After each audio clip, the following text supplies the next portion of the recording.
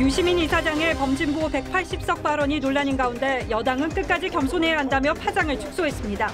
야당은 개헌저지선, 즉 100석도 얻지 못할 수 있다며 표 결집을 호소했습니다.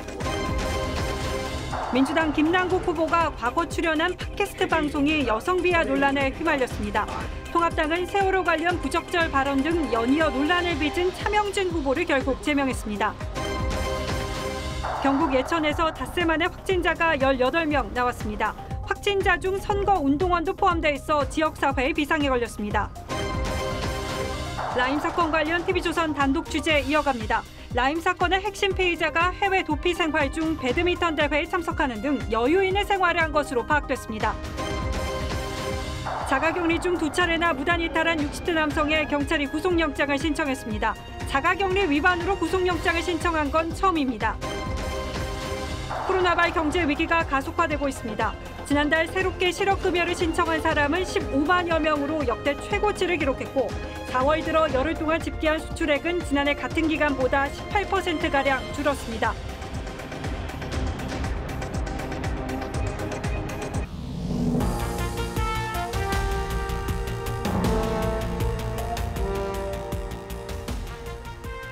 여러분 안녕하십니까. 뉴스9의 신동욱입니다. 이제 이틀 뒤면 앞으로 4년 대한민국 국회를 대표할 21대 국회의원이 뽑힙니다.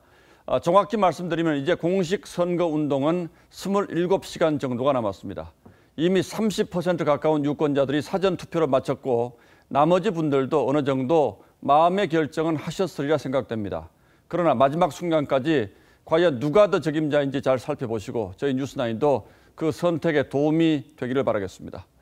오늘 민주당은 지난 주말 터져나온 여권의 180석 발언 후폭풍을 차단하느라 몸을 바짝 낮췄고 미래통합당은 여당 마음대로 헌법을 바꿀 수 없도록 개헌 저지선만은 지켜달라고 호소했습니다. 먼저 서주민 기자가 보도합니다. 제1당은 이미 확보했고 과반 의석이 2단계 목표라고 했던 민주당 이해찬 대표는 하루 만에 몸을 낮췄습니다. 나머지 70군데 정도는 아직도 박빙 지역으로 남아있기 때문에 이 박빙 지역에서 우리가 얼마를 얻느냐. 이낙연 선대위원장도 끝까지 알 수 없는 게 선거라며 낙관론을 경계했습니다. 위기를 극복하는 데 필요한 정상적인 속도로 가는데 딱 필요한 안정의석을 질서하고 국민 여러분께 호소드리고 있습니다. 이틀 전 큰절까지 하며 지지를 호소했던 미래통합당 황교안 대표는 오늘도 고개 숙여 읍소했습니다. 국민들에게 큰절을 하면서 머리를 조아리고 있습니다. 국민 여러분, 대한민국을 살려주십시오. 박형준 선대위원장은 개헌 저지선인 100석 확보도 위태롭다고 했습니다. 주말을 거치고 오늘 그 전략적 판단을 해보니까 이것은 과장이 아니라 여당은 낙관론이 자칫 견제론으로 흐를 수 있다는 우려에서 야당은 판세 악화에 따른 위기감 때문에 모두 몸을 낮추는 전략을 쓰고 있다는 분석입니다. TV조선 서주민입니다. 민주당 이낙연 선대위원장은 공식 선거운동 시작 이후 처음으로 TK 지역을 찾아서 박정희 전 대통령을 언급하며 지지를 호소했습니다. 이 선대위원장은 자신이 출마한 서울 종로를 제쳐두고 전국에 걸친 지지 유세 강행군을 벌였고 임종석 전 비서실장도 대구를 방문했습니다. 박재훈 기자가 보도합니다. 지난달 10일 대구를 방문한 뒤 34일 만에 TK 지역을 찾은 이낙연 선대위원장은 코로나19 사태로 큰 피해를 입은 지역 민심을 달랬습니다. 대구 경북의 고통에 대해서 저도 가슴이 미어질 만큼 통증을 느끼고 있습니다. 포항에 가서는 후보들의 손을 번쩍 들어올립니다. 이 위원장은 지역주의의 완화에 모든 것을 바치겠다고 했습니다. 박정희 대통령 나신 구미에 전남 도민의 숲을 만들고. 이 위원장은 오늘 하루만 포항과 구미, 안동에 이어 제천과 서울 광진까지 들르며 총 762km에 이르는 거리를 달렸습니다. 임종석 전 대통령 비서실장도 처음으로 대구를 방문해 후보들을 지원했습니다. 민주당 지도부가 TK 지역을 방문한 건 공식 선거운동이 시작된 이후 처음입니다. 민주당 이해찬 대표는 시민당과 함께 서울 용산에서 합동선대위를 열고 야당이 청개구리 심보로 정책에 임하고 있다고 비판했습니다. 선거는 마지막까지 간절한 마음으로 호소하는 사람이 이기는 겁니다. TV조선 박재훈입니다.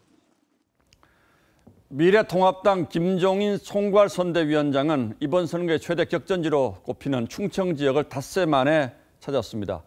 최근 불거진 이른바 충청 홀대론을 염두에 둔 행보로 보이고 종로 유세에 집중하고 있는 황교안 대표는 여당의 독주를 견제해달라고 호소했습니다. 통합당의 움직임은 이채림 기자가 취재했습니다.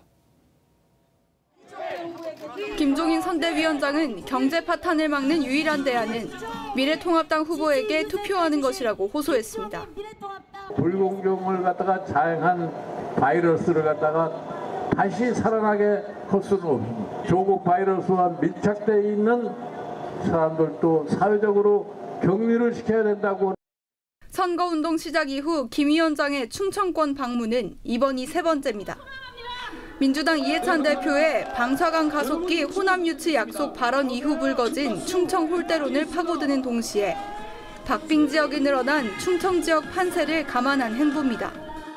김 위원장은 수도권 판세가 열세란 점을 감안해 선거운동 마지막 날인 내일 수도권 유세에 집중할 계획입니다.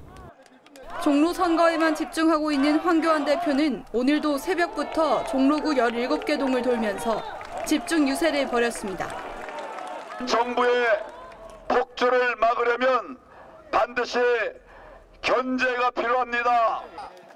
유승민 의원도 서울 지역 지원 유세에서 정부를 견제할 수 있는 의석을 달라고 호소했습니다. 민주당이 180석을 차지하면 문재인 독재, 인이 독재가 시작이 됩니다. 여러분 이거 막아주셔야 합니다, 여러분. TV조선 이채림입니다. 국민의당 안철수 대표는 민주당이 이기면 윤석열 검찰총장이 물러날 것이며 문재인 정권의 권력 비리는 묻힐 것이라고 주장했습니다. 정의당 심상정 대표는 노회찬 전 의원 묘소를 참배했습니다. 최원희 기자가 취재했습니다. 안철수 대표는 민주당이 승리하면 검찰의 권력 수사가 어려울 거라고 했습니다. 윤석열 검찰총장 몰아내기가 시작될 겁니다. 본인들이 해온 여러 가지 잘못된 일들을 지금 파헤치고 있는데 그걸 막으려고. 내일 오후 400km 국토 종주를 마치고 대국민 메시지도 발표합니다. 민생당 손학규 대표는 호남에서 민주당의 표를 몰아줘선 안 된다는 새바람이 불고 있다고 했습니다. 거대 양당은 근거 없는 낭설을 주장하는 것을 즉시 그만두고 겸손한 자세로 국민의 선택을 기다려야 할 것입니다. 위성정당을 택하면 사표가 될 수 있다고도 했습니다. 정의당 심상정 대표는 고 노회찬 대표 묘소를 찾아 지지층 결집을 호소했고, 정의당이 교섭단체가 되느냐 안 되느냐, 이것이 21대 총선의 성격을 규정하게 될 것입니다. 우리공화당 지도부는 수도권 지원 유세에 집중했습니다. 뭔가 지금 잘못 흘러가고 있다. 문재인 정권 지난 3년 경제가 좋아졌습니까? 나라가 좋아졌습니까? 8일간의 단식을 중단한 친박신당 홍문종 대표는 병원에서 회복 중입니다. TV조선 최원입니다. 미래통합당 차명진 전 후보가 세월호 막말 파문에 휩싸인 데 이어서 이번에는 조국 수호 집회를 주도했던 민주당의 김남국 후보가 여성을 성적으로 비하하는 발언에 동조했다는 논란에 휩싸였습니다. 김 후보가 과거에 출연했던 한 팟캐스트 방송에서 오간 말들 때문인데 야당은 김 후보의 즉각적인 사퇴를 촉구했습니다. 이 방송에서 어떤 대화가 오갔는지 김보근 기자가 취재했습니다. 민주당 안산 단원을 김남국 후보가 지난해 한 팟캐스트에서 출연진과 나눈 대화입니다. 생긴 걸 딱 보면 우즈베키스탄 이쁜 여자 있어요. 네. 닮았고 몸매는 훨씬 좋고 가슴은 저도 저 정도면 바로 한 달 뒤에 결혼 결심하십니다. 특정 신체 부위까지 평가하는 발언에 맞장구를 친 겁니다. 29세 미만 청취 금지라고 밝힌 해당 방송에선 성희롱성 발언이 다수 나왔고 김 후보는 웃거나 침묵했습니다. 통합당은 N번방 행태와 다를 게 없다며 비판했습니다. 법의 문제를 떠나 도덕적으로 국회의원 후보로서 자격이 없다고. 김 후보는 유감을 표하면서도 악의적인 네거티브라고 반박했습니다. 문제 삼는 발언을 직접 한 적이 없고 불편한 내용이 있었다면 청취자도 남성으로 편중됐을 것이라는 겁니다. 논란이 커지자 해당 팟캐스트는 이참에 돈이나 벌자면서 당초 500원이었던 방송 이용료를 10만 원으로 올렸습니다. TV조선 김보건입니다. 미래통합당은 세월호 막말 논란을 일으킨 차명진 후보를 결국 제명했습니다. 당 윤리위의 탈당 권유 조치에도 불구하고 추가 논란이 이어지자 더 이상 방치할 수 없다고 판단한 듯합니다. 이로써 차명진 후보는 후보 자격도 박탈됐습니다. 이태희 기자가 보도합니다. 통합당이 긴급 최고위를 열고 차명진 전 후보 제명을 의결했습니다. 지방 유세 일정으로 참석이 어려운 일부 최고위원들을 화상으로 연결하면서까지 긴급하게 진행됐습니다. 국민의 마음을 상하게 할 수 있는 이런 발언에 대해서 좀 자제하도록 기회를 줬습니다.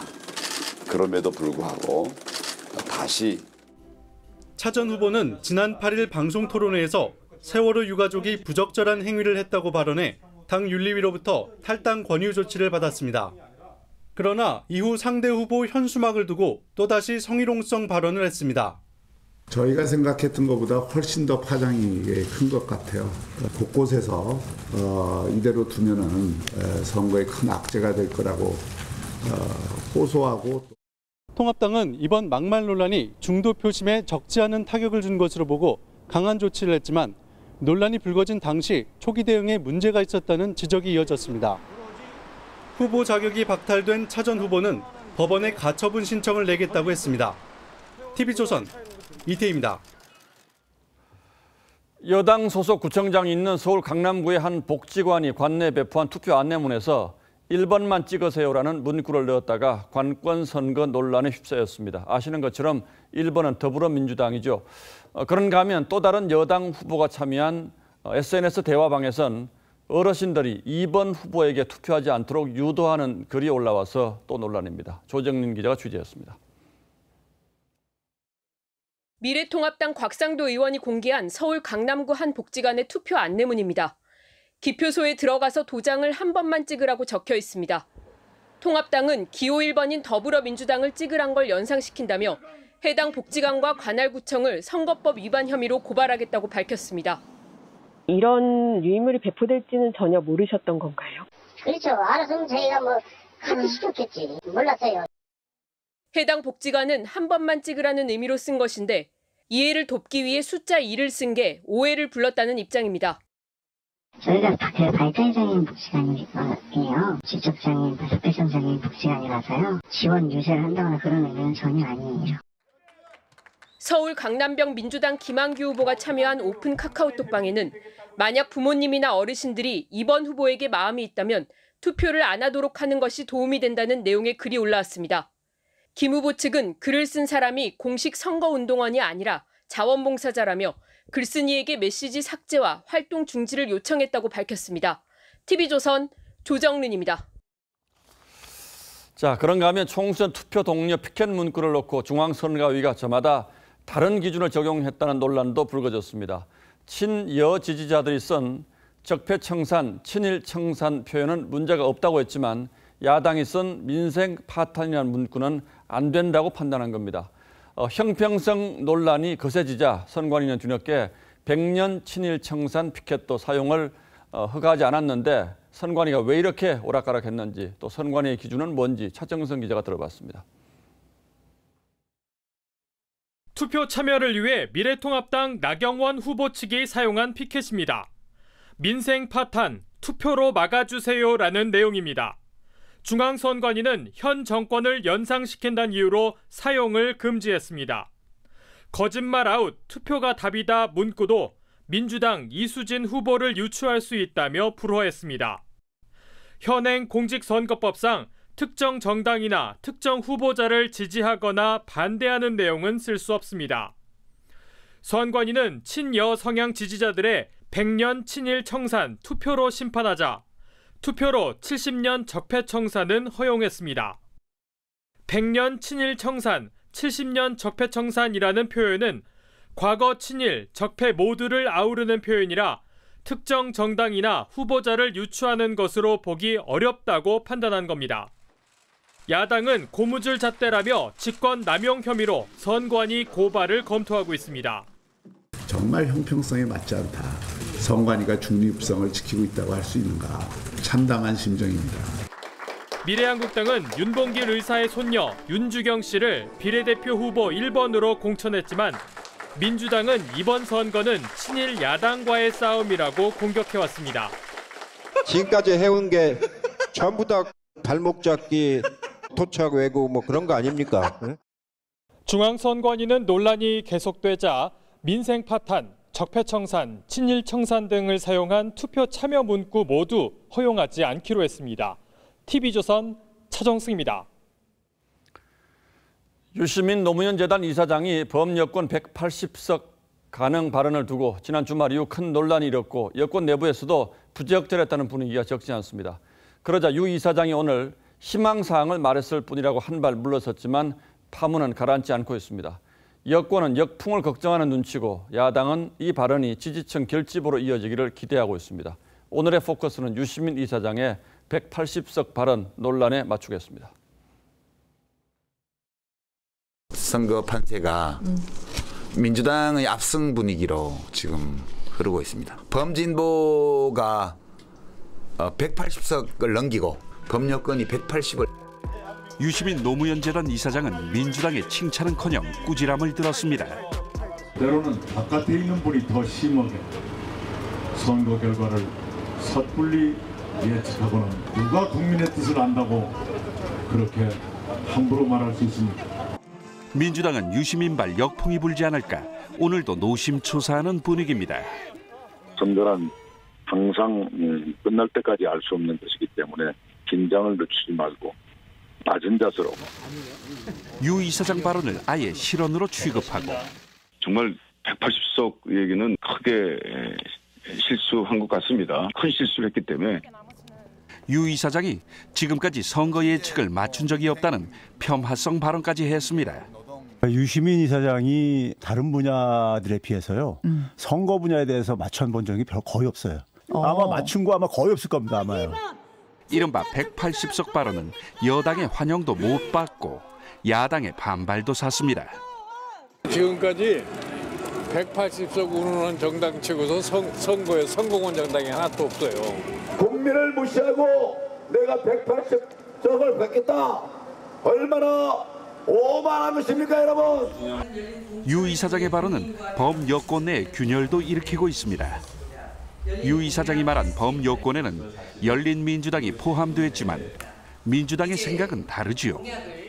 양정철 민주연구원장이 의석수를 호언하는 사람들은 저희를 의심해볼 필요가 있다며 유 이사장을 비판하자 이에 많이 컸다 양정철이라고 열린민주당 손혜원 의원이 나를 세웠습니다. 열린민주당에 대한 민주당과 유 이사장의 입장차가 총선 후 접점을 찾을지도 관심입니다. 그러니까 민주당 분들은 조심스러워서 좀 소극적으로 말하는 경향이 있는 것 같고요. 유 이사장이 촉발시킨 180석 논란에 당황하는 여당과 오만이라고 비판하는 야당.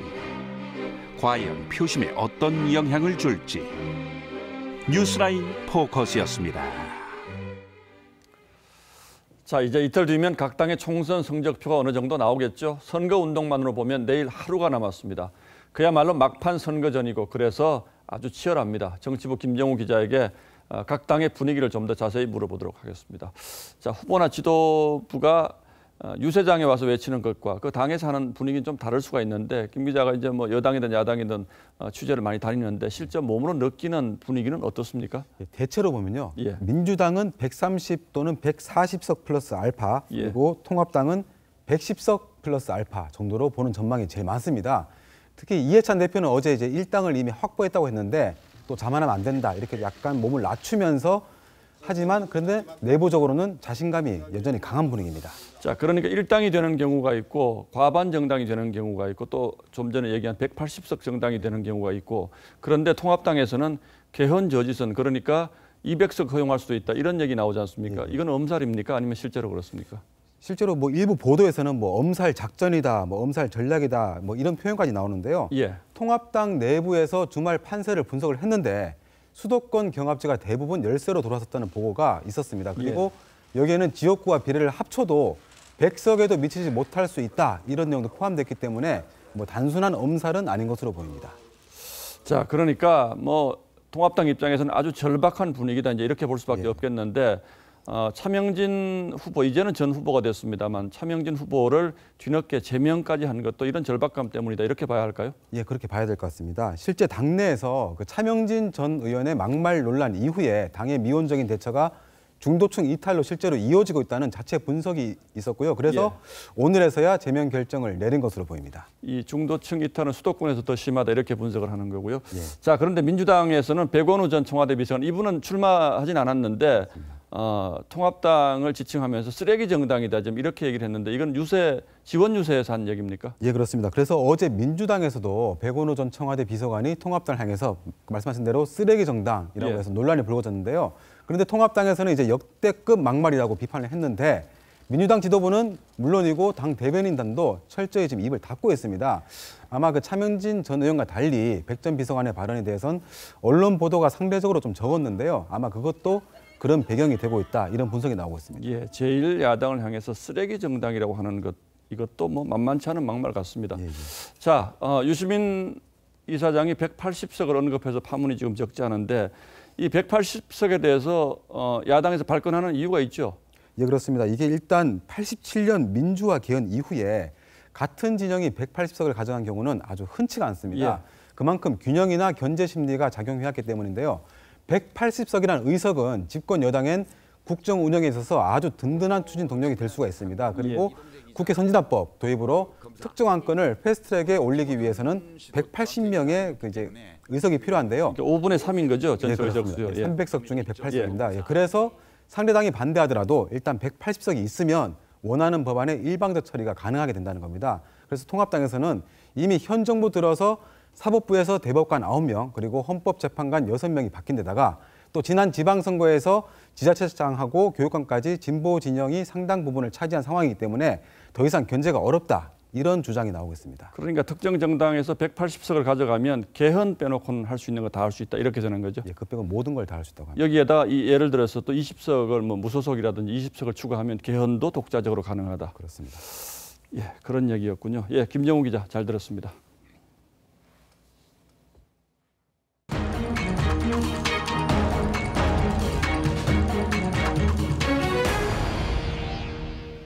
계속해서 라임 사건 관련 저희 단독 취재 이어갑니다. 마카오 국제공항에서 전 세계로 도주한 라임 핵심 피의자 김모 씨의 도주 행각 전해드렸는데요. 저희가 이 피의자의 해외 도피 생활을 취재해보니까 꽤나 여유로운 생활은 물론이고 자금도 충분했습니다. 어떻게 가능했던 건지 의아스러울 지경인데 최민식 기자가 단독 보도합니다. 지난해 5월 중국 칭다오에서 포착된 인터폴 적색 수배자 수원여객 재무이사 김모 씨의 모습입니다. 현지 유흥주점에서 지인들과 생일 파티를 하고 있습니다. 당시 자리에 참석했던 한 관계자는 하룻밤 술값으로 500만 원가량이 나왔다고 했습니다. 김 씨는 불법 체류하면서도 현지 지인들과 바다 여행을 가고 현지 교민 배드민턴 대회까지 참석하는 등 공개 행보도 서슴지 않았습니다. 이 때문에 라임 일당이 도피 자금과 해외 은신처 등 장기 도피 계획을 짜둔 게 아니냐는 분석도 나옵니다. 지난해 3월 중국 체류비자 갱신을 위해 마카오를 찾았던 김 씨는 라임이 리조트 사업으로 1억 달러를 투자했던 캄보디아를 경유해 베트남에서 중국으로 미입국한 것으로 전해졌습니다. 또랑에서 또랑까지 그 중국 땅에서 그 베트남 땅까지 서로 이렇게 마주보면은 다 보여요. 이게 얼마 안 되는 또랑인데 그때 그 뗏목 타고 넘어갔지. 검찰은 오늘 김 전 회장과 이종필 전 라임자산운영 부사장의 도피 차량 번호판을 바꿔주고 대포폰 등을 전달한 혐의로 운전기사 2명을 범인 도피죄로 구속 기소했습니다. TV조선 최민식입니다. 신천지의 폭발적 코로나 감염을 불러온 대구의 31번 환자가 앞서 역학조사에서 진술했던 것보다 신천지 교회를 2번 더 갔던 것이 CCTV를 통해서 확인됐습니다. 일부러 거짓 진술을 한 것인지 등 진술의 의도를 놓고 추가 조사가 이뤄지고 있는데 대구시는 위법 사항을 파악해서 구상권을 청구할 방침입니다. 장용욱 기자입니다. 31번 확진자 A씨는 지난 2월 18일 확진 판정을 받았습니다. A씨는 당시 역학조사에서 지난 2월 9일과 16일 신천지 대구교회에 갔다고 진술했습니다. 하지만 대구시가 CCTV를 분석한 결과 31번 환자의 진술은 사실과 달랐습니다. A씨는 지난 2월 5일에도 교회를 방문했고 2월 16일에는 교회 내부 여러 층을 오갔습니다. 대구시는 A씨가 일부러 거짓말했는지를 조사하고 있습니다. 허위 진술인지 아니면 또 확진되어서 여러 가지 정황이 없어서 또 그런 진술이 좀 헷갈리는지 그 부분에 관해서는 저희들이 좀 더 파악해봐야 됩니다. 대구시는 이만희 총회장이 지난 1월 대구와 경북 청도를 방문한 사실도 CCTV로 확인했다고 밝혔습니다. 신천지 측이 그동안 언급을 회피하던 이만희 총회장의 동선이 드러난 건 이번이 처음입니다. 한 군데 그런 가만히 있을 만한 그런 발자가 못 돼요. 갔다 왔다 자꾸 그래 한 것입니다. 그래 하세요. 움직이지 않고 여기에 있었다고 하세요. 대구시는 신천지 측이 교인 명단과 시설 현황을 제대로 알려주지 않아 방역에 혼선을 빚었다며 경찰에 수사를 의뢰하고 구상권을 청구할 방침입니다. TV조선 장용욱입니다. 자가격리 중 2차례나 무단 이탈한 60대 남성의 구속영장이 신청됐습니다. 미국에서 입국한 이 남성은 국내 거주지가 없어서 가짜 주소지를 적어낸 뒤에 사우나와 식당 등을 방문했다가 붙잡혔는데요. 자가격리 위반으로 구속영장이 신청된 건 이번이 처음입니다. 장윤정 기자입니다. 68살 남성 A씨는 지난 10일 미국에서 입국한 뒤 2주 동안 자가격리 통보를 받았습니다. 하지만 다음 날 식당과 사우나를 방문했습니다.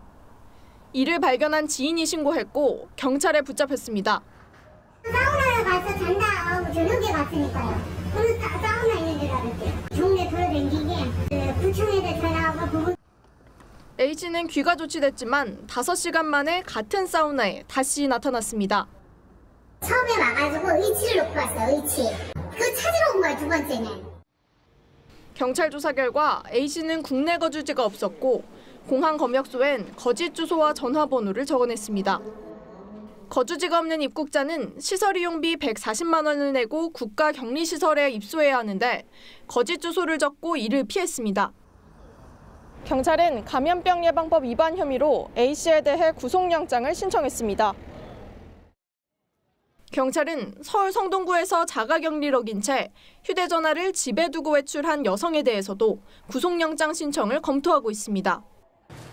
경찰은 자가격리 위반자 중 확진 판정을 받는 사람에 대해선 치료가 끝난 뒤 조사해 법적 책임을 물을 방침입니다. TV조선 장윤정입니다. 경북 예천에서 닷새 만에 확진자가 추가로 18명이 나왔습니다. 이 확진자 가운데 선거운동원도 포함돼 있어서 지역사회에 비상이 걸렸습니다. 김다로 기자입니다. 확진자가 다녀간 예천 시내의 한 PC방. 문은 굳게 닫혔고 주변의 상가들도 인적이 끊겼습니다.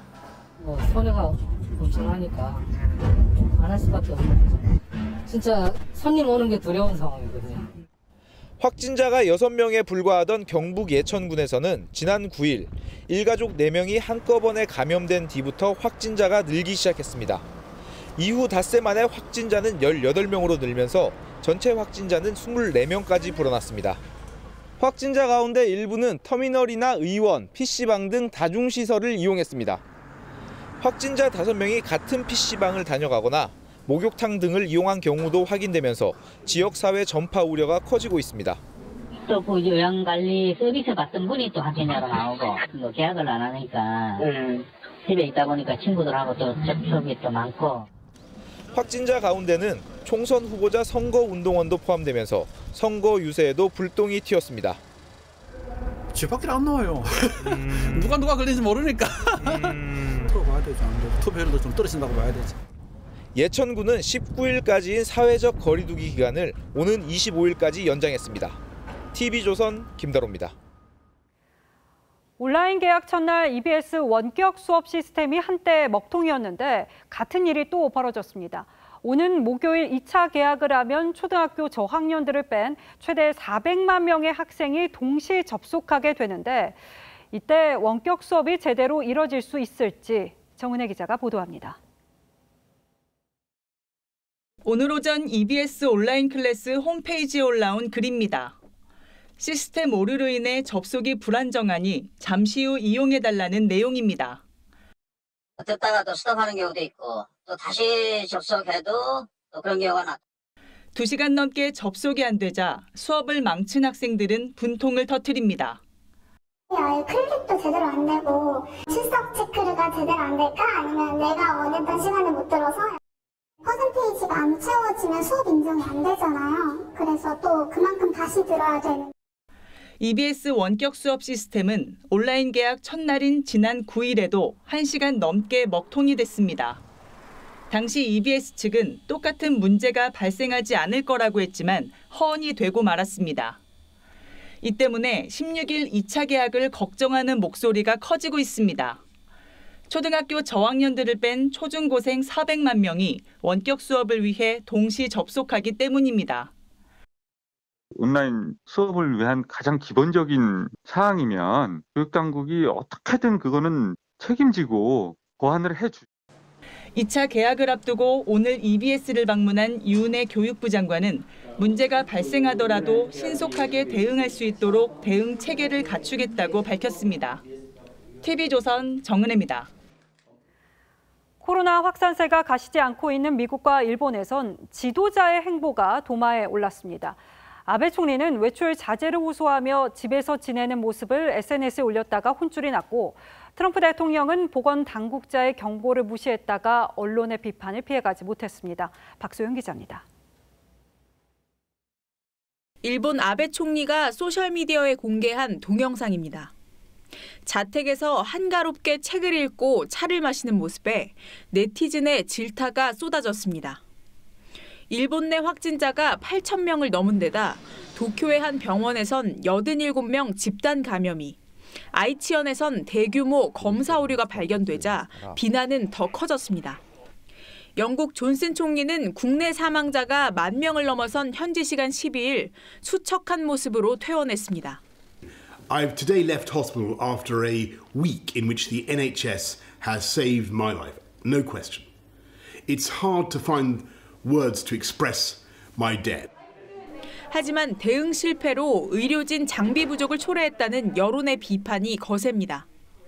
미국은 확진자가 56만 명, 사망자가 2만 명을 넘어 세계 1위 불명예를 유지 중입니다. 트럼프 대통령은 또다시 5월 경제활동 재개를 주장했습니다. It's a plague on our country like nobody's ever seen. But we're winning the battle, we're winning the war. We'll be back together in churches right next to each other. 트럼프 대통령은 파우치 국립전염병연구소 소장을 해고해야 한다는 내용의 트위터 글을 인용했는데, 정부 정책을 줄곧 비판해온 감염 전문가에게 노골적으로 불편함을 드러냈다는 해석이 나옵니다. TV조선 박소영입니다. 코로나로부터 인류를 구할 신약 개발 경쟁에 한국과 미국, 중국을 비롯한 지구촌 바이오 강국들이 가속도를 붙이고 있습니다. 이 백신과 치료제 개발 어디까지 왔는지 김자민 기자가 취재했습니다. 외부 병원균에 맞서 싸워 무력화하는 단백질을 주입하는 방식이 항체 치료입니다. 셀트리온은 지난 2일 국책과제로 코로나19 항체 후보군 300개를 확보했는데 오늘 38종이 최종 후보군으로 선정됐습니다. 총 7단계 가운데 4번째 고비를 넘으며 개발 속도를 올리고 있는 겁니다. 빠르면 7월 중순, 늦어도 7월 말이면 인체에 우리 항체를 투여할 수 있는 컨디션을 갖는다. 해외에선 에볼라나 말라리아 치료제 등을 코로나19에 적용하는 약물 재창출이 속도를 내며 다음 달 임상 결과 발표를 앞두고 있습니다.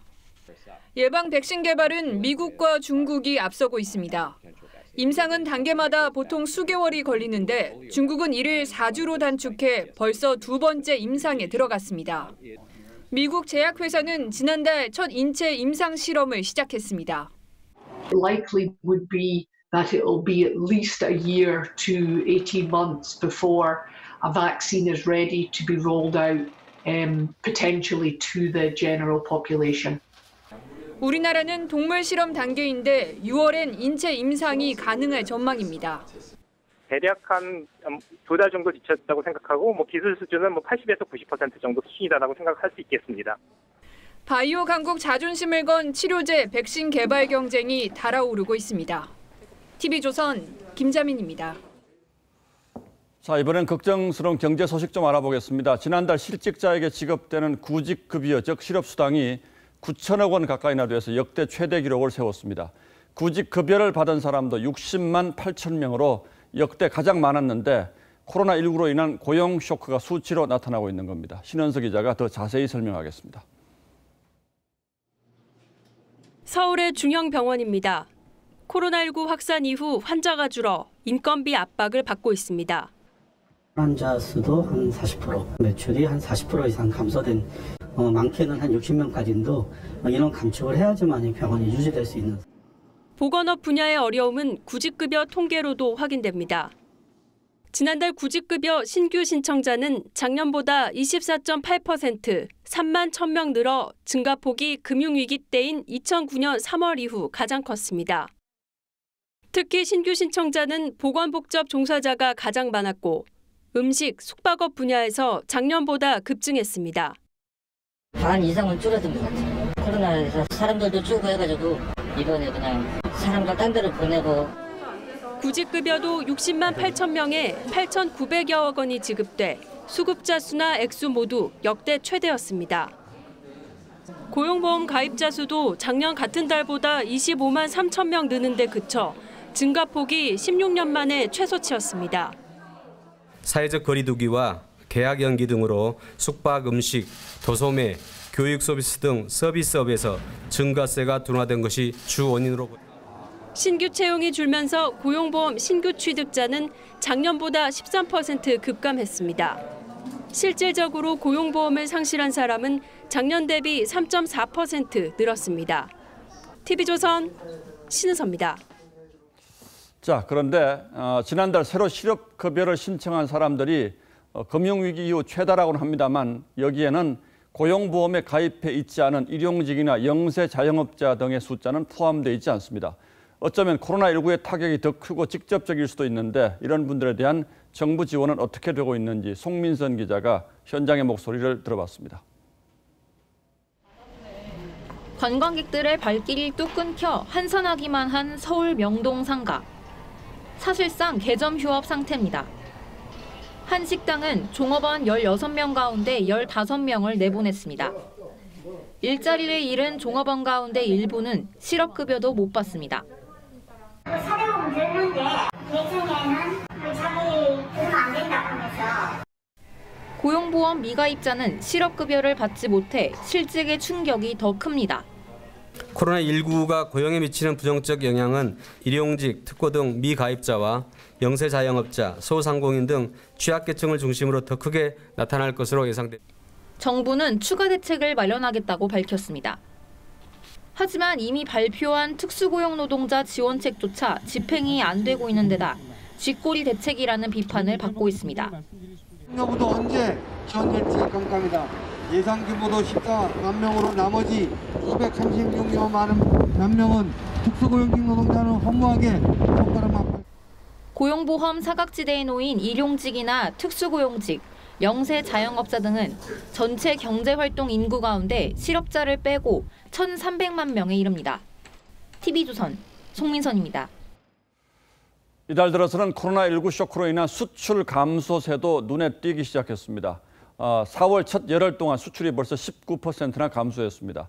지난달까지는 부품 수급이나 방역 때문에 공장 문을 닫아야 했다면 최근 들어서는 팔 데가 없어서, 그러니까 물건 팔 데가 없어서 감산에 돌입하는 기업이 늘고 있습니다. 정준영 기자가 보도합니다. 카니발과 K9 등을 생산하는 기아차 소하리 공장입니다. 기아차는 수출 부진으로 경차 위탁 생산 공장을 멈춘 데 이어 소하 1, 2 공장과 광주 2 공장까지 휴업하는 방안을 노조에 제안했습니다. 현대차는 울산 5 공장 일부를 오늘부터 17일까지 멈췄습니다. 수출 부진으로 인한 공장 중단이 점점 더 확산되는 모습입니다. 석유화학업계도 감산에 돌입했습니다. 지난달 말부턴 떨이 판매에 나섰지만 재고만 쌓여갑니다. 떨이 판매가 안 되면 당연히 계속 쌓이는 거고 저장할 데가 없는데 공장을 어떻게 돌립니까? 지난달 우리나라 수출액은 전년 대비 0.2% 감소로 비교적 선방했지만 이달 들어 첫 열흘 동안 19%나 급감했습니다. 석유 제품이 48%나 줄었고 자동차 부품, 휴대폰 등 대부분 품목이 부진했습니다. 중남미 수출액은 반토막 났고 베트남, EU, 중국 등 주요 시장에서 모두 마이너스입니다. 가장 큰 그 소비 시장에서의 소득 감소, 성장률 저하 이거에 따라서 최소한 금년은 넘어가야 될 것 같고 길게 보면 한 2년 가까이도. 글로벌 수요 급감에 따른 수출 보릿고개 장기화 가능성에 대비해야 한다는 지적입니다. TV조선 정준영입니다. 개인적 일탈이 아니라 사회 정치적 무관심이 누적돼 발생한 범죄다. 검찰이 오늘 박사방 운영자 조주빈에게 14개 혐의를 적용해 재판에 넘기면서 한 말인데 참 아프게 느껴지는 말입니다. 조주빈이 운영한 대화방은 검찰이 파악한 것만 38개에 달했는데 검찰은 박사방 일당들이 마치 유기적 결합체처럼 움직였다며 범죄단체 조직죄 적용 가능성을 내비쳤습니다. 이재중 기자가 취재했습니다. 검찰이 박사방 운영자 조주빈에게 적용한 혐의는 14가지입니다. 경찰 단계에서 적용된 아동청소년 성보호법상 음란물 제작과 배포 등 12개 혐의 외에 강요와 무고 등 혐의 2개를 추가했습니다. 텔레그램 박사방 회원들은 조주빈이 중심이 되어 다수인이 피해자 유인, 성착취물 제작, 유포, 소입금 인출로 역할을 분담하여 조 씨가 성착취물 제작 유포에 이용한 텔레그램 방은 최소 38개. 현재까지 파악된 피해자만 미성년자 8명을 포함해 26명에 달합니다. 조 씨에게 돈을 주고 살인을 청구한 공익근무요원과 박사방 공범인 16살 이모군도 재판에 넘겨졌습니다. 검찰은 범죄단체 조직죄를 적용하지는 않았습니다. 하지만 조 씨 일당의 역할 분담을 확인했고 유기적 결합체처럼 움직였다고 밝혔습니다. 공범과 여죄 수사를 마무리한 뒤 추가 기소 가능성을 열어둔 겁니다. 검찰은 압수한 범죄 수익금 1억 3천만 원을 추징 보전하고 조 씨의 암호화폐 지갑 15개 등에 대해 몰수 보전을 청구했습니다. TV조선 이재중입니다. 자, 당초 이번 사건은 범죄단체 조직죄가 적용될 수 있다는 전망도 있었죠. 그런데 일단 검찰 공소장에서는 이 혐의가 빠졌습니다. 오늘은 왜 이 혐의가 빠졌는지 따져보겠습니다. 자, 강동 기자. 예. 조주빈의 범행에는 여러 명이 동조해서 마치 유기체처럼 움직였다. 검찰이 이렇게 결론 내리면서도 범죄단체 조직죄를 배제한 이유는 뭡니까? 그러니까 쉽게 말해서요. 지금까지 수사 결과만으로는 조주빈과 공범들을 범죄 조직으로 단정하기는 무리가 있다는 겁니다.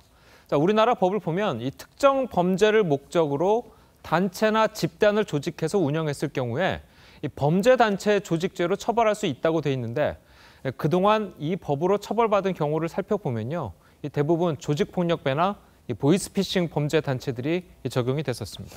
예, 그런데 범죄 수법이 달랐다는 것뿐이지 조주빈에게는 여러 명의 조력자가 있었다는 것, 이건 사실 아닙니까? 예, 그렇습니다. 그런데 이제 보통 조직폭력배나 이 보이스피싱 조직은요, 이 우리 일반 회사처럼 통솔 체계가 갖춰져 있는데 이 조주빈 일당은 그런 점이 확실히 드러나지가 않았습니다. 들어보시죠. 예.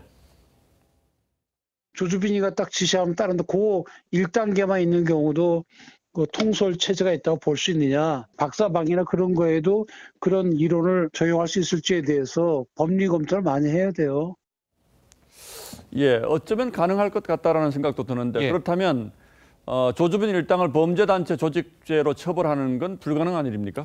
그건 아닙니다. 일단요, 아직까지 범행에 가담한 인원 규모 그리고 수익 분배 구조 등이 정확하게 파악되지 않았기 때문이지 검찰은 수사를 보강한 다음에 추가 기소를 검토하겠다는 입장입니다.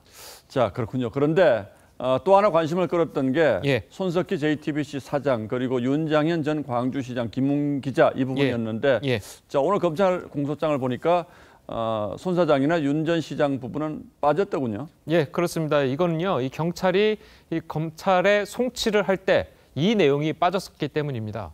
경찰이 손 사장과 윤 전 시장에 대한 조사는 아직도 진행 중이기 때문인데요.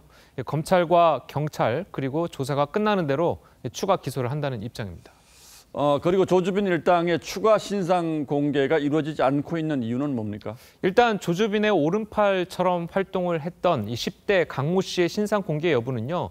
곧 심의위원회가 열려서 결정될 예정입니다. 이 공개로 결정이 나면 이 검찰로 송치할 때 얼굴도 공개될 가능성이 크고요. 예.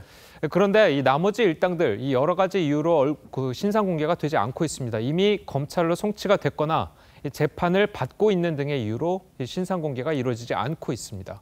자, 거기다가 이 법무부가 지난해 검찰개혁 명분으로 이 피의자 공개 소환을 전면 폐지했기 때문에 검찰 수사 단계에서 포토라인에 설 가능성도 없어졌다고 봐야 됩니다. 그러니까 일단 검찰이 기소를 해놓고 이제 이런 부분들을 추가로 수사를 계속하겠다 이런 입장이군요. 예. 예, 궁금한 점은 그때 다 해결이 되겠네요. 예. 강동원 기자 잘 들었습니다.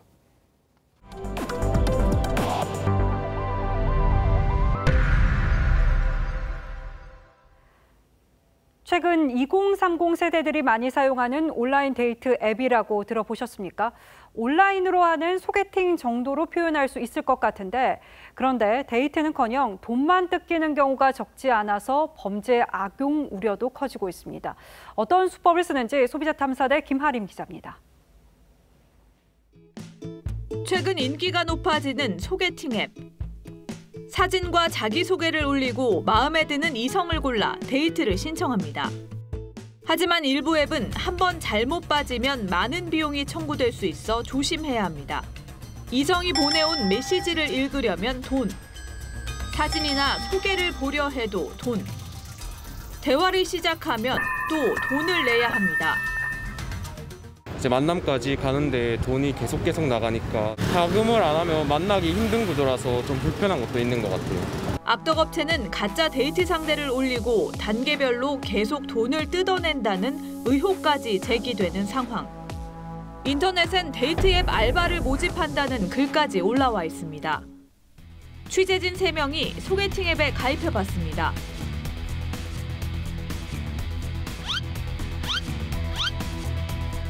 등록과 동시에 여성으로부터 채팅 요청 수십 개가 날아듭니다. 여기 똑같이 왔네요. 아예 멘트가 다 똑같아요. 이모티콘도 똑같아요. 그런데 3명 모두 여성 15명으로부터 같은 메시지를 받았고 받은 시각도 똑같았습니다. 실제 여성이 보낸 건지 기계가 보낸 건지 의심이 가는 상황. 과금을 계속 유도하기 위해서 알림을 계속 보내면서 알고리즘으로 계속 이렇게 장난을 하는 곳이 있다. 실제로 데이트 약속을 잡더라도 또 다른 비용이 발생하는데 데이트비를 따로 줘야 만나준다거나 예약을 먼저 미리 잡아주면 바로 나올 수 있다고 하더라고요. 10만 원은 먼저 지불을 해야 된다고 하더라고요. 성매매를 유도하기도 합니다. 취재진과 연결된 여성도 만나자고 하자 자신은 조건 만나만 한다며 성매매 사이트로 안내했습니다. 이제 제가 무슨 만남 알바 중인데 거기에 무료 사이트 회원 등록하면 제가 나갈 수 있다. 등록하고 거기 매니저한테 누구누구 불러달라. 친분을 쌓은 뒤 돈을 빌리고 떼먹는 경우도 있습니다. 일단 뭐 선입금을 해달라, 돈을 빌려달라. 어쨌든 돈이랑 다 연관이 돼 있으면 딱 아니라고 판단하셔야 됩니다. 이런 일은 가입 인증 절차나 모니터링이 허술한 중소업체에서 많이 벌어진다는데 일부 소개팅 앱은 나이와 사진, 직업 등을 아무렇게나 기입해도 문제가 되지 않습니다. 심지어 제가 성별을 이렇게 남자로 등록을 했는데도 가입이 승인됐습니다. 소비자원 조사 결과 데이트 앱 사용자의 절반은 피해를 경험했고 피해 유형으로는 원치 않는 연락과 음란한 대화, 개인정보 유출, 금전 요구 등이 많았습니다. 검증 절차를 꼼꼼히 보완할 필요가 있고요. 사용하는 직접 당사자 역시 하나의 경계심을 갖고서 접근할 필요가 있죠. 가슴 설레는 온라인 데이트. 상대가 만남을 질질 끌거나 금전 얘기를 하면 냉정하게 연락을 끊는 것이 좋습니다. 소비자 탐사대 김하림입니다. 선거철이면 거리 유세에서 쉽게 들을 수 있는 것이 선거송입니다. 올해도 트로트가 강세인데 어떤 노래가 인기인지 이루라 기자 리포트에서 확인하시죠. 막판 표심 잡기에 적극 동원되는 선거송. 그중 여야 가리지 않고 가장 인기 있는 노래는 찐이야 완전 찐이야. 세대불문 트롯 열풍을 일으킨 미스터트롯 영탁의 찐이야입니다. 방송인 유재석이 부른 사랑의 재개발, 박근혜의 한 잔에도 선거 로고송으로 접수된 노래 중 상위권에 올랐습니다. 다만 코로나19 상황을 반영해 차분한 발라드가 사용되기도 했습니다. 선거송이 본격적 인기를 얻은 건 지난 97년 대선.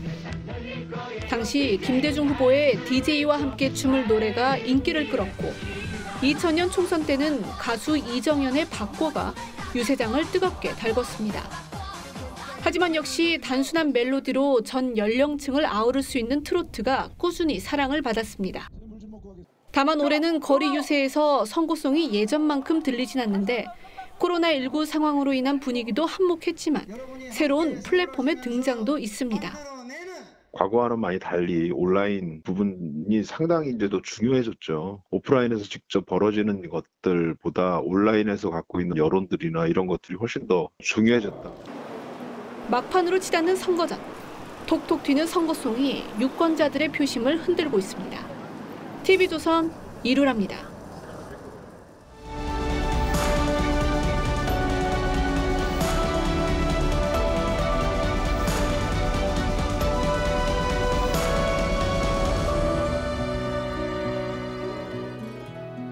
미국 버몬트 산골 100헥타르 30만 평 정원에 온갖 꽃과 나무가 가득합니다. 동화 작가 타샤 튜더가 30년 넘게 심고 가꾼 타샤의 뜰이죠. What a beautiful day. 타샤는 주변 작은 것에도 늘 귀엽다, 따뜻하다, 사랑스럽다고 감탄하며 고마워했습니다. I think people are in too much of a hurry nowadays. They miss a lot. 그런 일상이 갑자기 사라졌을 때 비로소 사람들은 이 일상이 얼마나 소중한 것이었는지 깨닫게 됩니다. 텅 빈 뉴욕 타임스 스퀘어를 뛰어가는 이 영화 주인공처럼 말이죠. 그런데 영화 속 타임스 스퀘어가 이렇게 현실이 되었습니다. 세계 이름난 도시와 명소를 실시간으로 보여주는 영상에서 캘리포니아 해변, 이탈리아의 베네치아, 용인 에버랜드까지 모두 인적이 사라졌습니다. 코로나가 급속히 퍼지면서 우리네 일상이 바뀌고 멈춘 지도 2달이 돼갑니다. 퇴근길에 소주 한잔, 친구들과의 정다운 수다, 봄꽃놀이, 공원 산책, 이 평범하고 너무나 당연했던 것들이 죄스러운 일처럼 되어버렸습니다. 서울만 해도 주말이면 양재천, 반포천 같은 동네 산책로까지 폐쇄되곤 합니다. 정부가 일상 활동을 웬만큼 허용하는 생활 방역 체계를 검토하겠다고 밝혔습니다. 국민에게 강도 높은 사회적 거리 두기를 계속해달라고 호소한 지 사흘 만입니다. 이 사태 초기에 섣부른 종식 발언이 떠올라서 반가우면서도 걱정을 지울 수가 없습니다. 메르스만 해도 방심하는 순간 세계적인 2차, 3차 폭발로 이어지며 3년을 끌었습니다. 조용한 전파의 시기가 아닌가 하고 긴장하고 있습니다. 정은경 질병관리본부장이 걱정했듯 판단은 방역 전문가와 의료계의 몫이 돼야 합니다. 국민의 인내와 절제가 느슨해지는 조짐도 나타나고 있습니다. 일상으로 돌아가고픈 갈증이 큰 탓도 있겠습니다만 진실의 무게는 정세균 총리의 이 말에 더 실려 있는지도 모릅니다. 예전과 같은 일상으로는 상당 기간 어쩌면 영원히 돌아갈 수 없을지도 모릅니다. 코로나가 물러간다 해도 그 뒤에 짙게 드리운 어둠은 언제 그칠지 아직 알 수 없습니다. 그 어둠 속에서 희망을 찾는 일은 주변의 작은 일에 감사하는 것부터 시작해야 할 듯합니다. 코로나의 재앙이 역설적으로 우리에게 일상의 소중함과 고마움을 일깨우는 요즘입니다. 4월 13일 앵커의 시선은 일상으로 가는 길이었습니다.